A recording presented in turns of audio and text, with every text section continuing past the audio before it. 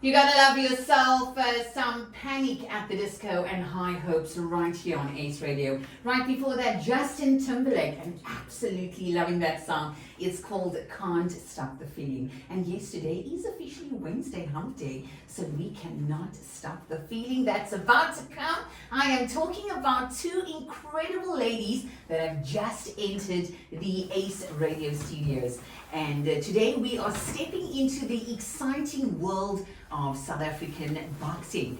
Joining us are these two incredible women, ladies, helping to shape the future of the sport through Fighters Club. And without further ado, a very good afternoon to you, ladies. Good afternoon, Sally. I love that. Terry and also Chi-Chi.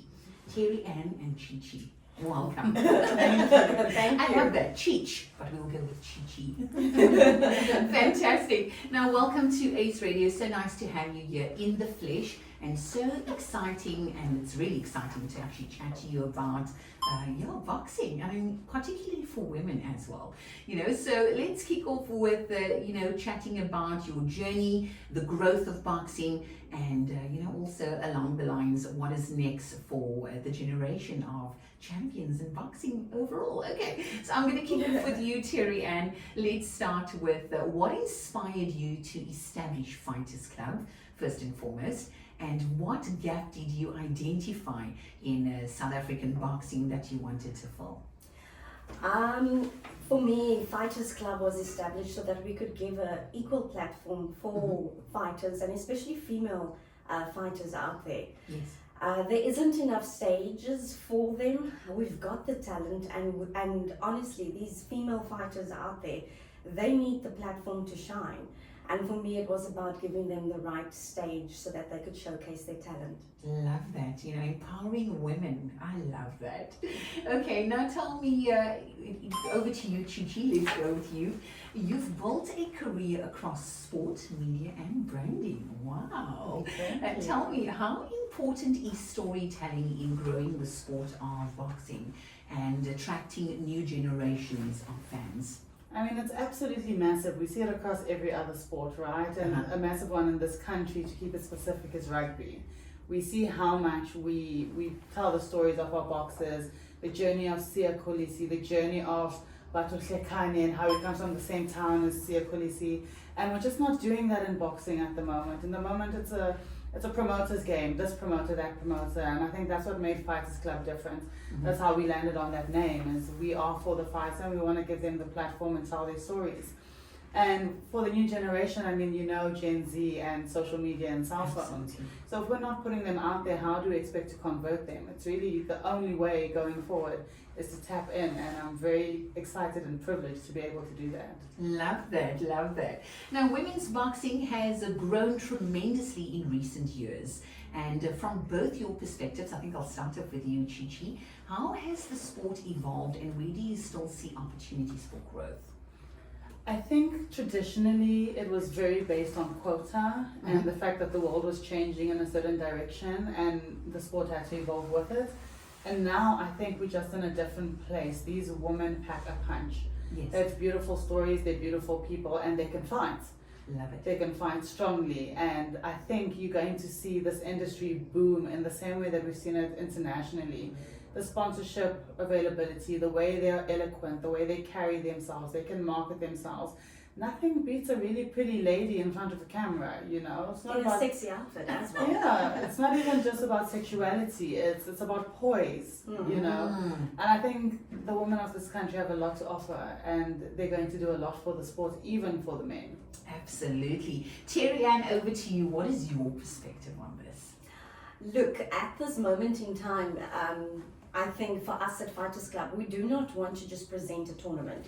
We want to create a journey with these fighters, and especially the females. Yes. That is not just on the night. That is taking it let's call it talent training, getting them to speak properly, getting them to post properly, and to obviously showcase themselves to potential sponsors out there. And the journey that we want to take with each fighter is to give them the audience and enable in able to give them the audience, we need to create an ecosystem. Yes. And that's what Fighters Club is about. And that is where boxing is going to go. I love it. It's absolutely incredible. Now, Fighters Club is also known for creating bigger opportunities for athletes in particular. And what does that look like in practice? How does it impact fighters beyond stepping into the ring? Wow, it's a social impact post the game. Fighters Club has made history in South Africa. We've paid the highest purses for female fighting, and punch for punch, rand for rand is what is the impact. Not just that, they go back and obviously that impacts the communities that they work in. So for us, it's a total ecosystem as well from a social point of view. And we launching Fight and Feed in Cape Town as well, of which, we're trying to raise the awareness of not just fighting inside the ring, but fighting outside. And for us, it's about feeding the communities where these fighters come from. Absolutely. Now, boxing has some of the most passionate supporters in sport. How are you introducing the sport to the younger audiences and people who may be watching boxing for the very first time? Well, it's a good question you're asking, Sally. We have a meeting lined up with Edgemead High School next week. I'm a previous student from Edgemead. Oh, wow. And what we're going to be doing with the students is we're going to be giving out discounted student tickets. Yes. And basically we want to do an activation at the school. And then as well, we also want to do an activation with CPUT. Yes. So that we can get the younger crowds in. If the kids come, then mommy and daddy will also come, hopefully. I love that, and just in the nick of time, also it's school holidays, so that's just fantastic. Now tell me, there's so much that happens behind the scenes before fight night, okay? What goes into planning a successful boxing event that most people don't get to see? Wow, it's a full-on program. I mean, Shish and I started this at the beginning of the year, really. Our fight card for the whole year has been basically about setting up sponsorships, getting in the right fighters, doing the match fixing, getting the broadcasters involved. It's a complete 24/7 job.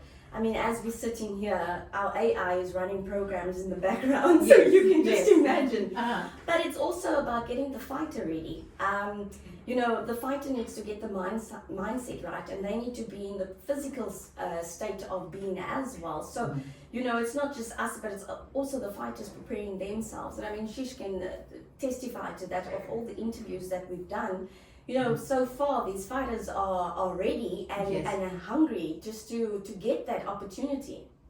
Absolutely. Now look, we're going to go to a quick break. If you've just tuned in, welcome to Ace Radio. We have Terry Ann and Cheech in studio with us from Fighters Club, and I have a song locked and loaded because I was thinking really just get the motivation pumping. So let's take it back to 1985, Survivor, Eye of the Tiger. Oh, wow.